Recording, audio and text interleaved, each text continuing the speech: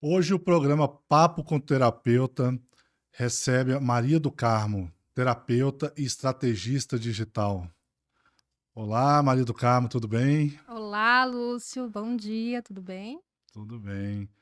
Maria do Carmo, fala um pouco do seu trabalho como estrategista digital, como é que funciona? Tem um público-alvo? Como é que é esse trabalho seu? Meu público-alvo é terapeutas, né?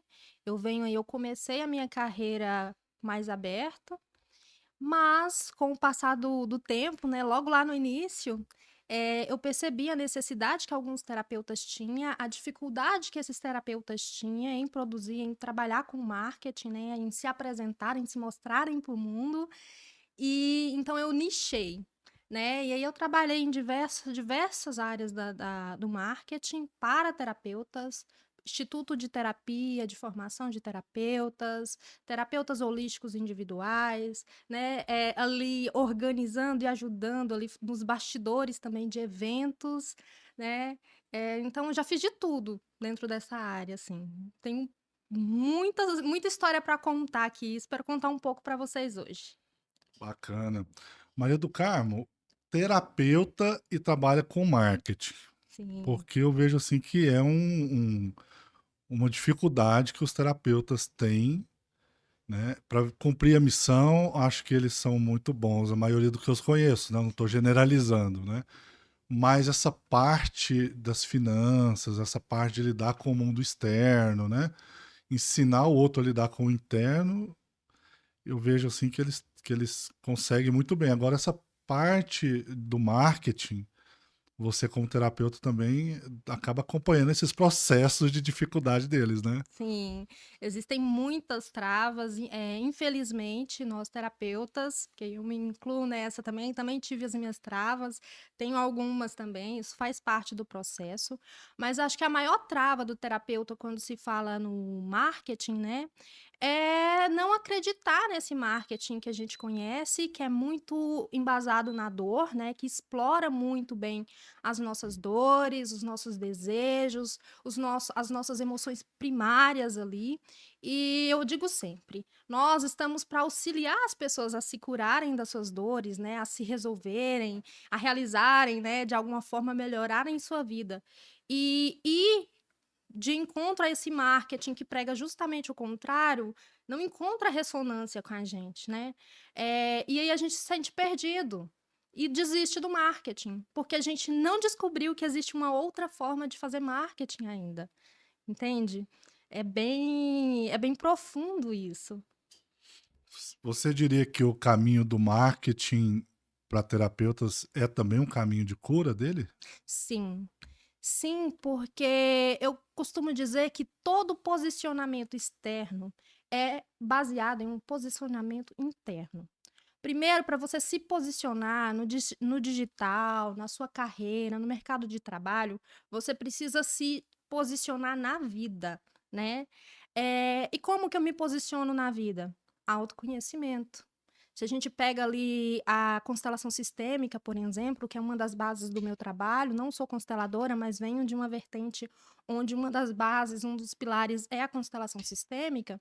Se a gente pega ali a ordem, né, da hierarquia, a lei do pertencimento, a lei do equilíbrio, a gente sabe que todo mundo tem um lugar, né. Agora, se eu não sei qual que é o meu lugar dentro do meu sistema, inclusive o meu lugar dentro desse universo das terapias, né, enquanto profissional terapeuta, se eu não sei qual que é esse lugar, eu não vou conseguir me posicionar. E não é se posicionar somente no digital, é se posicionar na carreira, na vida, nos eventos, sabe? Em todo o universo que faz parte, do qual ele participa, nos grupos, inclusive, né? É um posicionamento interno que reflete, sim, no posicionamento externo, de como a gente se mostra para o mundo, né? Entendi. Então você diria que para o terapeuta ir mais alto, mais longe, mais profundo, o marketing ele é essencial. o marketing faz parte, né? Aham. É uma das coisas. Tanto é que dentro do meu projeto de marketing consciente, eu não trabalho somente estratégias de marketing, de criação de conteúdo. Eu trago também outras vertentes, por exemplo, do empreendedorismo. A gente não é ensinado, enquanto profissional, né, das terapias, a empreender dentro da nossa profissão, né? E aí fica muito mais fácil quando a gente não sabe onde quer chegar, ser direcionado, inclusive, por marketings que vão nos encontrando. E aí a gente compra um curso e acha que vai mudar a nossa carreira. Mas porque a gente não tem clareza, porque a gente não tem esse senso de empreendedorismo, porque existem travas e crenças limitantes relacionadas à venda. É muito comum a gente encontrar terapeutas que ainda têm aquela crença de que eu não posso ganhar dinheiro trabalhando com espiritualidade. É muito comum. Então, é por isso que eu falo que o marketing faz parte, né? Ele é um dos pontos, mas é muito mais holístico, né? Aham. Tem muitos mais fatores que envolvem todo esse processo. Entendi. Você falou do marketing tradicional e do ser essencial do terapeuta, né? Que as duas coisas ali, quando vão entrando, não sintonizam, né? Aí entra até, o terapeuta acaba entrando em contato até com as dores dele e às vezes não bloqueia e não consegue dar vazão a esse ser dele no mercado, Sim. porque tem o marketing tradicional, né? E o maior ativo hoje é a atenção. Uhum. Igual você esteve falando de compra de cursos, né? Às vezes sem a necessidade, né? E várias necessidades são criadas na gente. Sim. E aí tem a nossa atenção e os gatilhos mentais, né? Como é que você vê dentro do marketing que você pratica, os gatilhos mentais? Bom, antes de te responder sobre os gatilhos em específico, eu acho importante pontuar que esse marketing que a gente conhece, grande parte dele, é pautado no nosso ego, né? Por quê? Porque são as nossas necessidades primárias. Por exemplo, se a gente pega o Sexy Canvas, trabalha a ganância, trabalha a ira, trabalha a luxúria, trabalha inclusive a nossa criança interior, né? Trabalha desejos muito primários do nosso ego mesmo. Agora, eu gosto muito quando o Hélio Couto traz, numa palestra que ele tem, que fala de marketing, né? Ele traz que se a gente baixa a barreira do nosso ego, né? E permite que a centelha, a fonte fala, a gente vira apenas um canal onde jorra a criatividade, onde jorra as informações. Ele chama isso de originalidade. Eu prefiro chamar de autenticidade, né? Dentro do pilar, eu prefiro a palavra autenticidade, mas ele fala originalidade. Por quê? Porque a informação vem, a gente só é um canal, a gente só deixa que o fluxo vá. Quando a gente baixa a barreira do ego.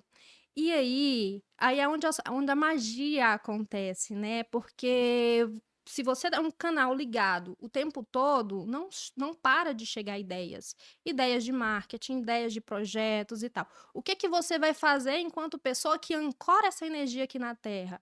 Você vai direcionar, né?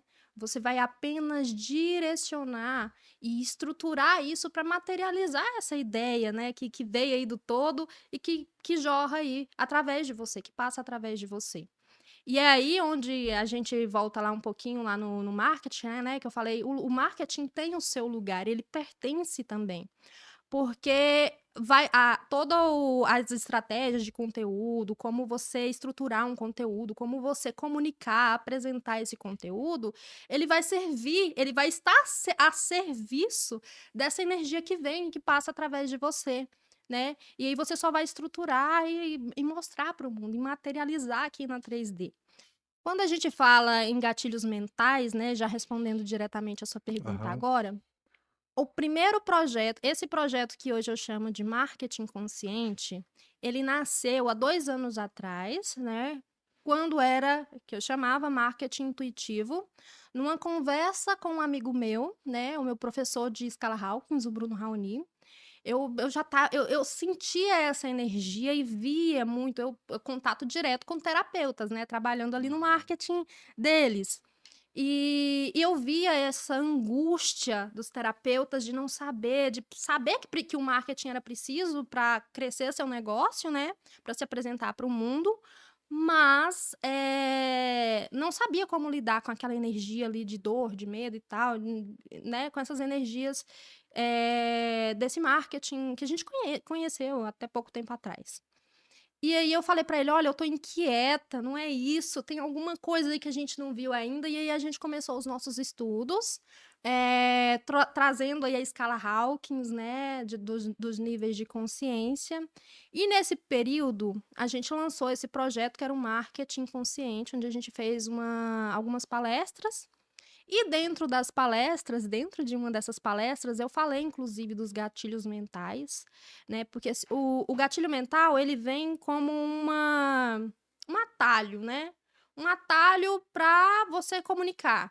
Porque ele pega nas suas emoções primárias, lá no cérebro reptiliano e tal, e faz você tomar atitude, mexe com a sua emoção ali a ponto de você tomar uma atitude sem pensar, né. E aí a gente tem alguns, gatilhos que precisam ser pensados com consciência, olhados com consciência, porque ao utilizar, você está manipulando alta energia, que é a consciência humana, né. E aí, magos e magas, né, é magia, é uma magia poderosa, e a gente precisa ter responsabilidade com o que a gente faz. E se esse gatilho mental é pautado em níveis energéticos muito baixos, né, se a gente pega ali a escassez, por exemplo, o gatilho da escassez e utiliza aquilo não para, de fato, comunicar que tem a realidade, né, porque tem vagas limitadas, por exemplo. Se a gente faz um evento numa sala que tem "X" número de cadeiras, um espaço específico, não tem como a gente colocar mais pessoas lá. Então tá tudo ok, a gente precisa informar e trazer essa clareza, que é um dos outros pilares do marketing consciente, trazer essa clareza e comunicar isso. Aí, ok. Mas se eu utilizo esse artifício do gatilho mental, por exemplo, da escassez, apenas para manipular, para direcionar e para criar essa necessidade que às vezes não é tão real, aí eu tenho um agravante. Aí a coisa muda de figura, porque depois que você manda a informação para o universo, ela não volta. Ela tem um endereço. E a gente tem responsabilidade sobre o que a gente emana, né? A gente tem responsabilidade sobre o que a gente faz. Ah, Maria, você nunca fez isso no seu trabalho do marketing. Gente, eu já fiz. Eu já quebrei a cara, eu já errei, eu já fiz coisas que eu falei assim, meu Deus, mas por que eu tô fazendo isso? Porque vinha a angústia, a gente sente, né? Para nós terapeutas que é mais sensível às energias, a gente sente quando o trem não tá alinhado. E essa é uma das angústias das pessoas, porque a gente sabe, lá no fundo a gente sabe. A gente precisa tomar muito cuidado com isso. Muito. A gente fala, você falando em escassez, né? Que é uma crença que, que muitas pessoas carregam, Uhum. né? E essa escassez ela reverbera de várias formas no comportamento, né? É, até onde vai o marketing tradicional e essa crença de escassez do terapeuta? Até onde ali, são os bloqueios ali dele, por exemplo, dele utilizar, dele já ter uma crença de escassez com relação a dinheiro, Sim. e aí ele pensar, nossa, eu vou usar esse marketing para ganhar dinheiro. Então eu vou estar enganando as pessoas usando os gatilhos mentais, eu vou estar fazendo. A minha consciência não me permite isso. Existe um processo psicológico chamado, deixa eu lembrar que o nome me fugiu agora, dissonância cognitiva. Quando a gente fala em dissonância cognitiva, né, a gente entra em um conflito interno por conta de informações que não têm coerência. Se eu tenho crenças muito arraigadas de escassez e compro a ideia e através dos gatilhos mentais, que seja, de uma outra pessoa que tá vendendo o peixe dele, óbvio, tá vendendo o trabalho dele, né. Vou lá, compro, faço, compro inicialmente a crença, vai entrar em choque essa crença agora que ele comprou nova, de que é possível ficar milionário, por exemplo, com o marketing, utilizando as estratégias de marketing, e lançando curso, e lançando workshop, e lançando programas terapêuticos e tal. Ele sabe que isso é possível, venderam para ele essa crença, ele comprou, ok, tudo certo, a gente faz escolhas e muda o tempo todo, né? E tem coisas que são de fato fidedignas, né? Outras não. E aí é onde eu trago outra questão que precisa fazer sentido para você, né? E aí vem a crença lá arraigada dele, né? A crença de escassez. Então vai ter um processo de conflito muito grande, né? E uma hora vai se chocar. E aí a pessoa vai fazer todo o processo, por exemplo, vai fazer um marketing perfeitinho, tudo estruturadinho, a melhor estratégia, mas na hora de lançar, ele vai se sabotar. Autossabotagem, inclusive, é um dos pilares que eu trabalho dentro desse método, né? Porque a autossabotagem, ela tem várias variações, eu não vou entrar aqui dentro agora, até porque é um conteúdo extenso. Mas aí ele se sabota, porque há esse conflito de informação. Enquanto eu não libero essa crença de escassez, que pode ter várias, que tem uma origem, né? Enquanto eu não vou lá na causa raiz, investigo a origem dela e libero aquele campo, vai ficar muito difícil. Ou a pessoa vai lutar internamente muito com ela, ou ela vai dar um primeiro passo, cai para trás, volta, como se tivesse um elástico amarrado na cintura. E aí não consegue avançar. É uma problemática, assim, para muitas pessoas. E No seu trabalho você libera isso? no meu trabalho eu libero, eu tenho um programa chamado Destrave Terapeuta, onde a gente investiga a causa raiz, né? Eu trabalho com a terapia quântica aplicada, e sou especialista em causa raiz, né? Dentro da formação da terapia quântica aplicada, tem uma mentoria onde a gente se torna especialista em causa raiz. Aí eu vou lá, investigo. Esse programa ele é feito em etapas. Então, primeiro a gente investiga a origem daquela trava, quais são as travas, porque às vezes tem mais de uma. Investiga a origem, faz a liberação a partir dos comandos quânticos, e aí eu faço a orientação de marketing para a pessoa, né? Com todos os conhecimentos que eu tenho, faço uma orientação para que ele comece a jornada, né? Porque é uma jornada contínua. E aí é ele que vai direcionar depois, mas o início ali para começar, aí eu auxilio nos primeiros passos também. Eu sou terapeuta, então agora eu quero te fazer uma pergunta do lugar de terapeuta, que eu acho que muitos terapeutas acabam passando pelo mesmo conflito. Uhum. É, nós estamos no ego, nessa terceira dimensão, né? E aí esse ego embarreira, muitas vezes, a gente de canalizar uma informação que vem do inconsciente coletivo, da caixa, tem vários nomes, né? Então nós trazemos essa canalização, né? E aí quando a gente entra em contato com o conceito de prosperidade, que eu acredito que a maioria dos terapeutas querem vibrar nessa prosperidade, que faz sentido para cada um a sua forma de interpretar a prosperidade. Uhum. Até onde que é uma coisa do ego, a gente achar assim, não, eu quero chegar em todo mundo, porque o que eu estou fazendo é muito bom, mesmo que eu utilize de um marketing tradicional para alcançar as pessoas, o que eu estou trazendo para o mundo é muito bom. Até onde que isso é uma canalização e até onde que isso é do nosso ego? Nossa, essa pergunta é muito boa, viu? Muito boa, porque às vezes a gente vê pessoas, grandes players, do mercado que fala de terapia, por exemplo, ou de canalização, enfim, que fazem uma trajetória muito bonita até certo ponto e que chega a um ponto que barra aí na barreira do ego, numa barreira que ele não consegue transpor e aí acaba caindo, sendo vítima do mercado, porque o mercado de marketing ele é muito forte, né? Você falou aí dos gatilhos mentais, mas tem N estratégias, né? eh, que moldam esse mercado. E é um mercado muito forte e muito pesado. Então, esse peso cai, sim, sobre alguns terapeutas, algumas pessoas desse mundo holístico, né? Instrutores, canalizadores, enfim. E a gente vê muita coisa nesse sentido, sim.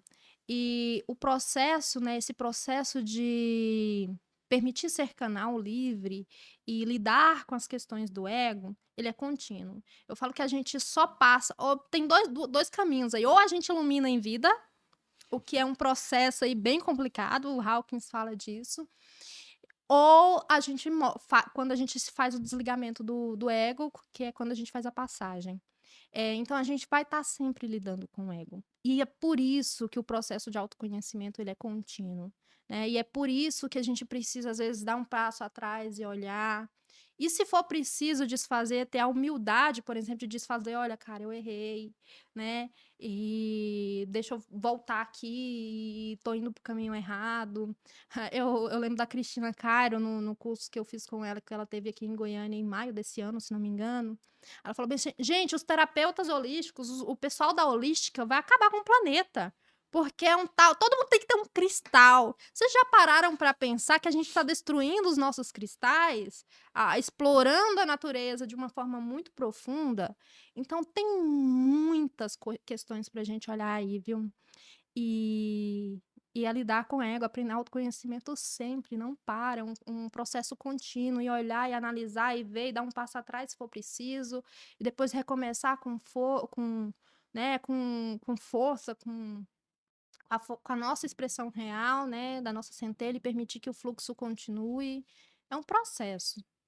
E é por isso que, dentro dessa minha metodologia de marketing, eu não falo só sobre estratégia de conteúdo, eh, a criação do conteúdo em si, narrativa, não é só uma coisa. É por isso que precisa ser olhado de uma forma mais holística, né? Mais global, porque tem muitas nuances aí, muitos pontos. Entendi.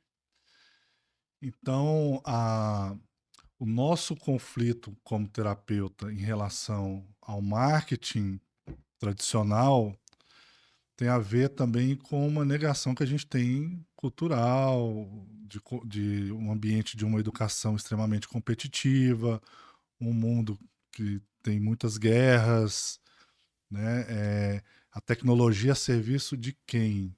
Então, o marketing consciente passa por dentro dessa percepção, dessa reflexão mais ampla também de uma sociedade melhor, de um mundo melhor, de uma consciência do terapeuta em relação ao todo.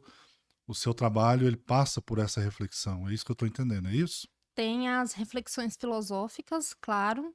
Por isso que é marketing consciente, o projeto, porque é preciso olhar para isso com mais consciência.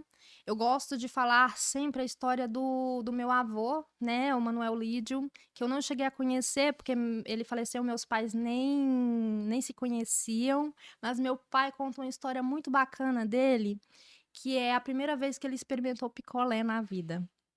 Um homem do interior, da roça, né, foi na cidade, experimentou picolé pela primeira vez na vida, isso há muitos anos atrás, né, na época que era novidade, na época que ninguém tinha geladeira em casa.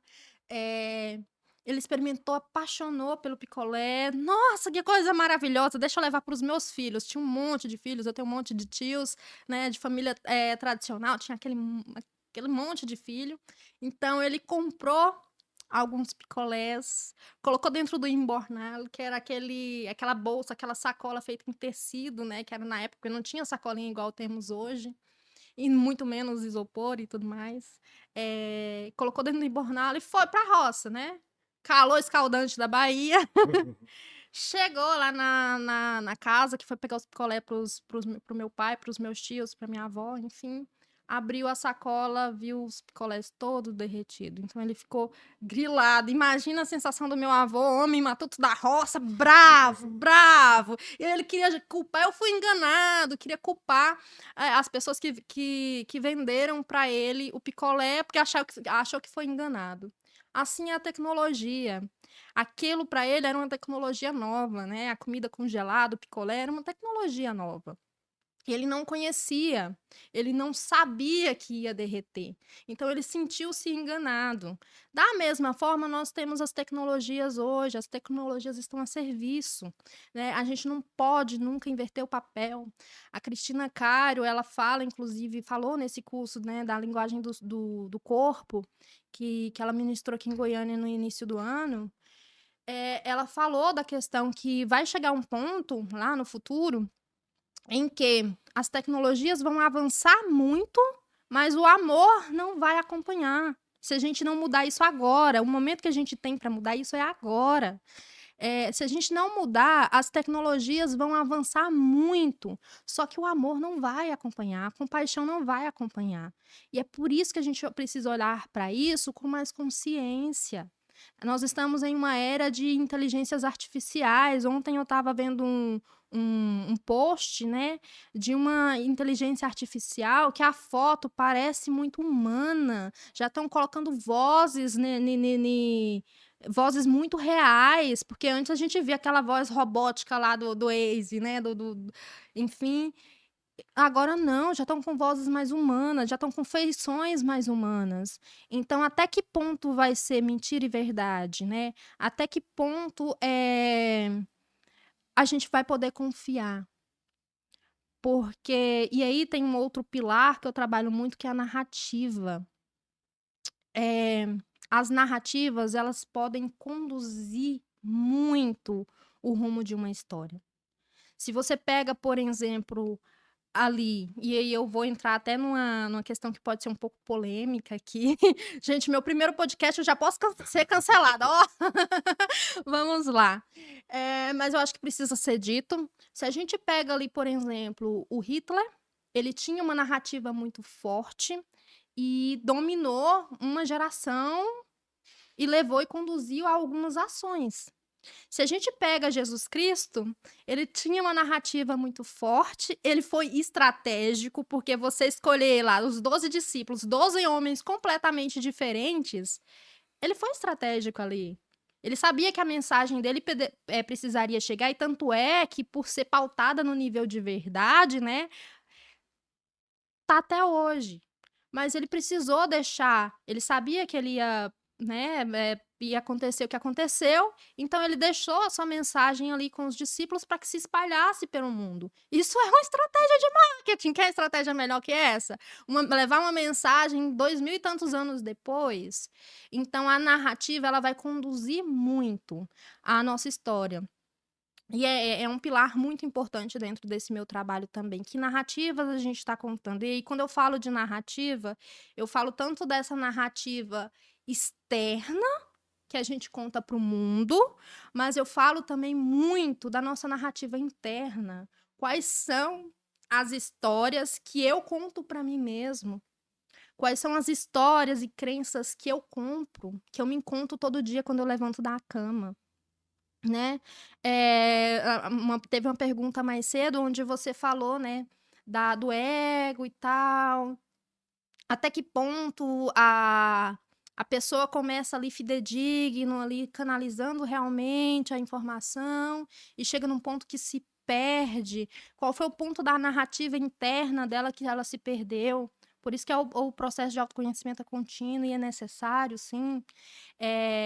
Mas voltando lá para as tecnologias, a tecnologia ela tá para nos servir, né? Foi criada por nós, né?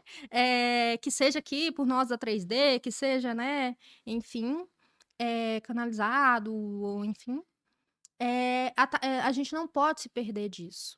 E aí, se a gente não se posiciona, se nós que temos aí essa missão, né, de levar o amor, de levar a cura para o mundo, se a gente não se posiciona, se a gente baixa a cabeça, né, tem uma frase que fala, né, o que me assusta não é o grito do opressor, mas o silêncio dos oprimidos, e eu gosto de citar ela aqui por isso, porque se a gente se esconde atrás dos nossos medos, das nossas crenças, das nossas inseguranças, e não coloca a nossa voz e o nosso servir no mundo, aí é onde a problemática acontece, porque a tecnologia está andando, mas para que o amor acompanhe, é preciso que as pessoas se curem. E como é que as pessoas podem vir a se curar? Através do nosso trabalho. A gente auxilia, né, ela faz o processo de autocura dela, mas a gente auxilia. Entende a importância do nosso trabalho, né, principalmente nessa fase? É preciso que caminhe junto para que daqui a alguns, né, séculos à frente a coisa não desande, e aí nós tenhamos alta tecnologia e não tenhamos mais amor? Compreende a extensão maior e a reflexão maior que não é só sobre marketing, por isso que eu te falo, marketing faz parte, as estratégias, o conteúdos, mas tem uma camada muito maior aí. É, marketing consciente. A consciência humana está em evolução. Nós evoluímos tecnologicamente, mas em termos de autoconhecimento, a mensagem de Jesus, 2000 anos, a gente não conseguiu ainda alcançar o perdão, não conseguiu alcançar essa conexão do cérebro com o coração. Então nós estamos numa sociedade muito racional, muito tecnológica.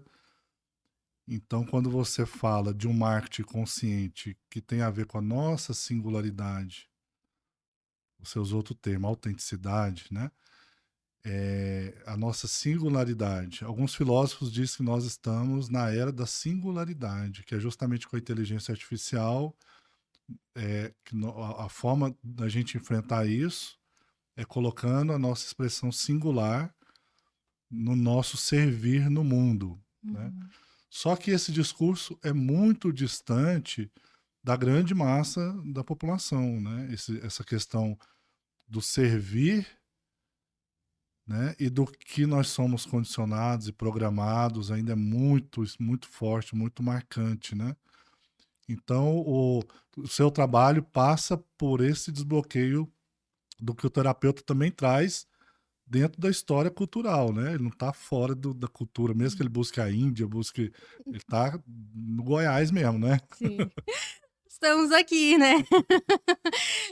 Estamos aqui. A gente dentro da investigação da causa raiz, nós temos, né, dentro desse processo da terapia quântica aplicada, nós temos 4 lugares, né, 4 pontos, né, 4 pontos de origem, né, 4 níveis. O primeiro nível é o nível primário ali de quando a gente está no útero da nossa mãe, e da nossa primeira infância. Aí nós temos nível de DNA, nós temos o nível histórico, que é esse que você me traz aí tão bem. A gente não tá a par, né? A gente até gostaria, alguns até gostariam, eu sei, mas a gente não está a par, a gente faz parte, a gente não exclui, a gente pertence, né? Então a gente tem sim influências a nível histórico. O Jung fala sobre inconsciente coletivo, né? A gente faz parte, sim, a gente tem essas dores que não são só nossas dores únicas da nossa existência e experiência, mas também da experiência do todo. E temos o nível de alma, que é um nível mais profundo. Então a gente não se exclui, tem esse nível histórico, tem crenças e questões que estão a nível histórico. Tem alguns terapeutas, por exemplo, que são mais sensíveis e acabam, às vezes, não por uma falta de consciência, de prestar, de estar presente, às vezes, ou por diversos outros motivos, às vezes passa por processos de experimentar sentimentos e sensações e algumas coisas que nem são dele, por exemplo, que é por ser mais sensível, por captar melhor a informação ao redor, pega a informação que é de outra pessoa, que seja do cliente, que seja do inconsciente coletivo, que seja do grupo em que ele está inserido, e a gente precisa tomar muito cuidado com os grupos que a gente está inserido, porque existe uma sinergia de grupo ali, né? A gente precisa saber escolher com consciência também as pessoas que a gente se associa nos projetos. É, Enfim, e quando a gente fala aí em consciência, e por isso que esse meu trabalho ele é muito pautado na escala da consciência, no mapa da consciência, porque o Hawkins, ele traz pra gente um mapa, né? Ele não chama, assim, a gente fala hoje sobre as emoções, mas não, ele fala de consciência, né? E aí ele nos dá um mapa que direciona, que nos ajuda a lidar com isso, que ajuda a ter essa compreensão maior. E se a gente não pega esse mesmo conhecimento que ele levou 20 anos em estudos acadêmicos, né? O Hawkins era PhD. Se a gente pega 20 anos de estudo, 30 anos de dedicação da vida dele, e a gente não souber direcionar esse conhecimento também, a gente joga no lixo, entende? Existem caminhos, existem formas, o autoconhecimento, as terapias, enfim. Existem formas da gente ir se desvencilhando desse ego, dessas questões, e limpando esse grande campo de informação também do inconsciente coletivo, porque se eu faço um trabalho de limpar um campo desse aqui, que seja um campo de apatia, por exemplo, né?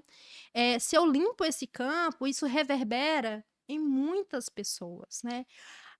Tudo aquilo que eu faço em mim, né? Tudo aquilo que eu limpo em mim, todas as crenças que eu limpo em mim, essa informação dessa liberação desse campo vai lá para a malha magnética. Então, qualquer pessoa pode acessar. O universo não tem firewall, como diria o Eric Davi, né? Então, a informação está aí no todo. A gente é que escolhe acessar, a gente é que se abre para acessar, mas à medida que eu limpo em mim, eu mando essa informação para a malha magnética e aí a informação tá lá, já aconteceu, já tá limpo aquele campo, tá acessível para outras pessoas, entende? É profundo. Aham. Daria horas aqui de podcast se a gente fosse falar mais sobre isso. Aham. Muito interessante seu trabalho. Eu também estou conhecendo agora, né? Então, esse marketing consciente, esse consciente, ele é profundo. Ele é um consciente de uma jornada de autocura e ele é consciente. Agora, eu tendo consciência, eu não posso mais pegar numa brasa quente que eu vou queimar a mão, né? Eu vou trazer consequências usando agora de forma consciente as estratégias, né? E aí é onde está um andor muito grande, que a gente precisa olhar para a gente com compaixão também. Eu, enquanto marqueteira, né? Uhum. É, eu vejo muita coisa e depois que a gente vê, não tem como mais desver. Depois que a informação chega pra gente, a gente já tem uma responsabilidade. Se a gente não tomar cuidado, entra em uma dissonância cognitiva muito grande. E como é algo novo, né? É algo que, assim, eu ainda não vi em outros lugares. Esse momento de estruturação de base, ele é muito delicado. Porque é assim, Lúcio, tem algumas coisas que a gente sabe como que funciona. E lembra da narrativa quando eu falei? Se a gente direciona a narrativa, por exemplo, eu sei do poder dessa minha narrativa aqui. Eu tô consciente do poder dessa que vai conversar com muita gente, porque tem muita gente que sabe que é isso e pronto. A alma dela sabe, lá no fundo ela sabe. E eu sei do poder que tem isso. E foi por isso que eu procrastinei, né? Eu enrolei muito para trazer esse projeto à tona. Uma porque ela precisava de para você ter ideia, começou há 2 anos atrás, no que eu chamava antes de marketing intuitivo. Ele precisou de um processo de maturação, de chegar alguns outros conhecimentos para mim, para que eu pudesse trazer em primeira mão, e vai ser um processo de construção. Mas também eu precisava de um processo de maturação para conseguir ancorar inicialmente. Eu sou ariana, o ariano tem aquela energia de ser o primeiro, né? O ariano, e aí tem uma dor do ariano, né? O ariano, ele traz primeiro a informação, mas às vezes ele não fica para ver o resultado. Ele joga a bomba e sai correndo. Uhum. E nesse processo de iniciação, eu acho que eu estou iniciando uma discussão apenas. Eu acho que isso vai reverberar muito, e vai ser um processo de construção contínua, com outras cabeças pensantes. Vem aí o congresso, a gente vai falar sobre isso no congresso. Vai ser só o início, né? O curso, por exemplo, que eu vou lançar é apenas parte, é apenas um trecho, é apenas uma forma que eu precisava para concretizar, para materializar isso aqui na 3D, mas tem muito mais coisa por trás. O curso que você está montando, seu infoproduto de marketing consciente, fala como que ele está estruturado e qual que é o objetivo dele. Eu tenho o nome do curso é Marketing para Terapeutas. Eu não coloquei o nome do curso Marketing Consciente justamente porque o marketing consciente é um projeto maior. E ele não é um projeto só meu. Eu estou iniciando, mas eu creio que ele não é um projeto só meu. Então, por isso que o nome do curso não é Marketing Consciente, é Marketing para Terapeutas. Porque, primeiro, o meu público é terapeutas, eu tenho uma experiência com terapeutas, e é um curso, é um produto. O projeto Marketing Consciente é muito maior. Entende a diferenciação? E aí, dentro do curso, eu vou falar do marketing, a base, o pilar é o marketing consciente, e aí vou ensinar, assim, as estratégias, como criar conteúdo, como estruturar um conteúdo, melhor forma de fazer um vídeo, por quê, melhor forma de estruturar uma copy, enfim, vou ensinar algumas coisas, sim, que são estruturantes, né? E chamar a atenção para outras coisas, né? E aí, dentro do curso, a gente vai falar também de empreendedorismo, vamos falar sobre vendas, né? Sobre essas crenças, trabalhar algumas crenças, mas o projeto, o marketing consciente, ele é muito maior do que só o curso. Certo. O seu curso de marketing para terapeutas, ele tem como referência teórica o David Hawkins. Sim. Quem é David Hawkins para Maria do Carmo? Nossa, eu me apaixonei. Assim, o Hawkins foi. O conhecimento do Hawkins foi um divisor de águas, assim, na minha vida. Quando esse conhecimento chegou para mim, acho que a primeira vez que eu tive em contato foi em 2021, no curso que eu fiz, que é o curso. Foi o seminário da Escala Hawkins, de um grande amigo meu, que é o Bruno Raoni. Conheci através dele inicialmente. Aí depois eu conheci através do Eric Davi, lá da Terapia Quântica Aplicada. E depois eu fui estudar. Eu precisei ter o contato próximo com. Vem cá, Hawkins, vamos conversar nós dois agora. O papo aqui é entre nós dois agora. Que foi quando eu me aprofundei, né? Comprei os livros e fui estudar e li, reli. Se você pegar meus livros hoje, coitados, eles estão até velhinhos já, de tanto pegar e de tantas marcações que eu fiz, e leio e releio, e às vezes abro a página assim. E é muito bacana. O David, ele foi um psiquiatra norte-americano, né? Ele dedicou 20 anos de pesquisa, com milhares de pessoas. Ele trabalhou, inclusive, em conflitos, na apaziguação, né, de conflitos, de guerras entre países, para você ter ideia. O David, segundo a descrição dele, ele passou pelo processo que a gente chama de iluminação, então ele passou por todas as etapas e ele fala, assim, um pouco da experiência dele dentro do material dele. É, então é alguém que chegou lá, alguém que passou pelas etapas, né? Alguém que de fato ele traz a teoria por trás, mas ele traz a experiência. E isso me encantou demais, né? Porque de certa forma estamos todos buscando, sim, né? Evoluir a nossa consciência é uma caminhada, né? É uma caminhada evolutiva. Então, David Hawkins tem o lugar muito importante, porque foi esse divisor de água, de compreensão. E aí, hoje, tudo que eu vejo, tudo que eu vejo toda a informação que o Hawkins trouxe como base. Eu já tenho uma. É como se eu colocasse um outro óculos e tivesse uma nova lente para olhar para a vida, né? E aí, a vida permeia tudo, inclusive o marketing. Não só, mas inclusive o marketing. O Jung, ele tem uma escala do vermelho ao violeta, que é dos instintos ao luminoso, né? Uhum. Que são graus de consciência, mas que nós estamos também o tempo inteiro. Tem o mundo dos boletos, tem os nossos apetites, né? Inclusive sexuais, de alimentação, né? Mas nós Necessidades temos básicas. também o outro lado de desapegar desse mundo, de querer transcender, de querer, né?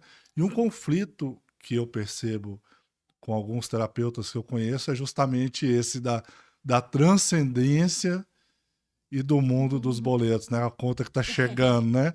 O Raul Seixas tem uma frase que é interessante. Dois problemas se misturam. A verdade do universo é a prestação que vai vencer. Boa. O seu marketing para terapeuta, ele trabalha essa dicotomia também? Aqui, Quando a gente coloca as cores aqui, essas cores, quem colocou foi o Bruno Raoni, né? Esse material foi um material preparado por ele.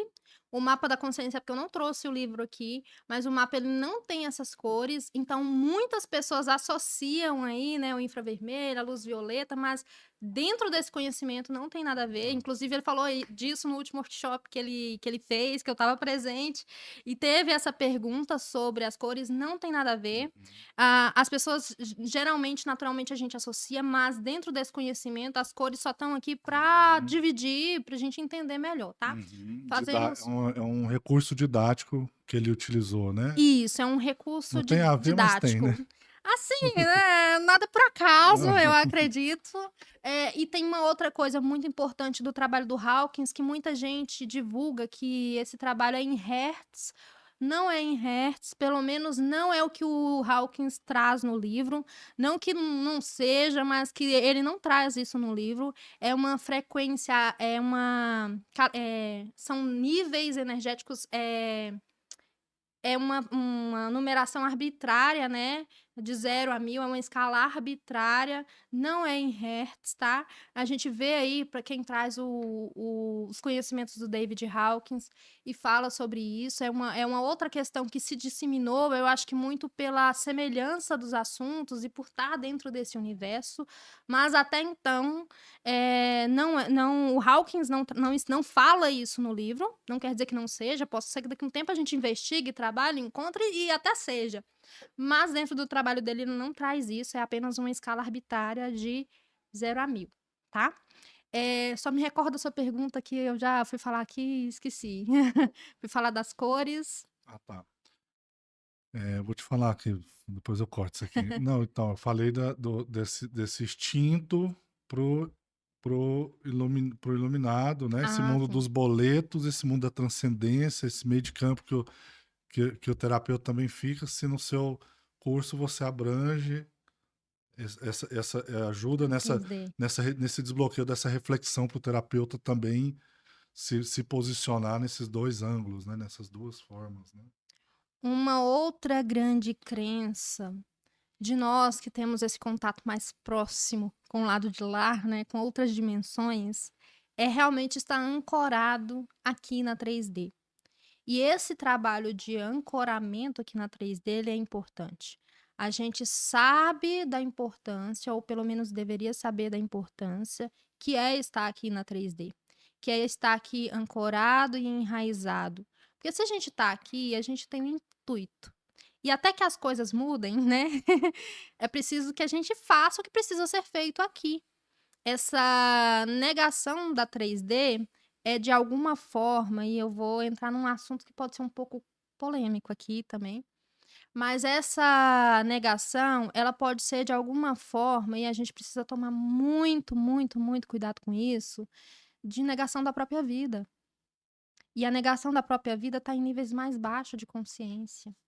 Quanto mais baixo aqui na consciência, né, nos níveis energéticos, mais distante eu estou da vida, né, das forças, das energias que sustentam a vida.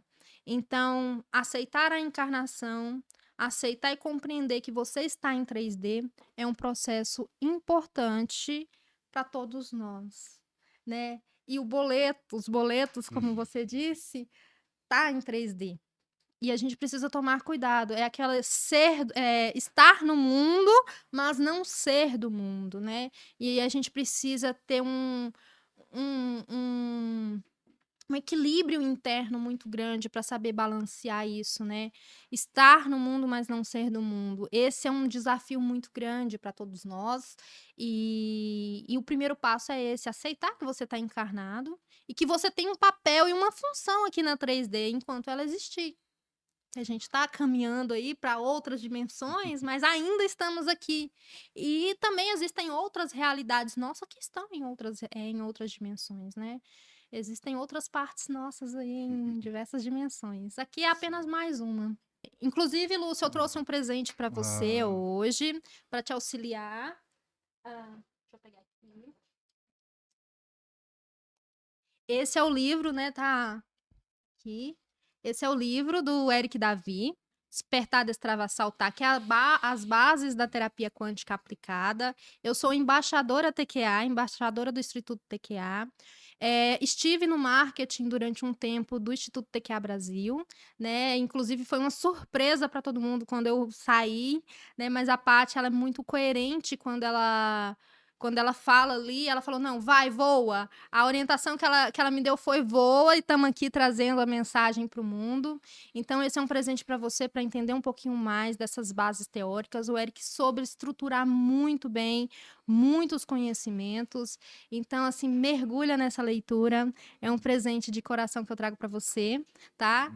Como embaixadora TQA, como alguém aí que tem essa missão agora de trazer o marketing mais consciente para o mundo. Grato.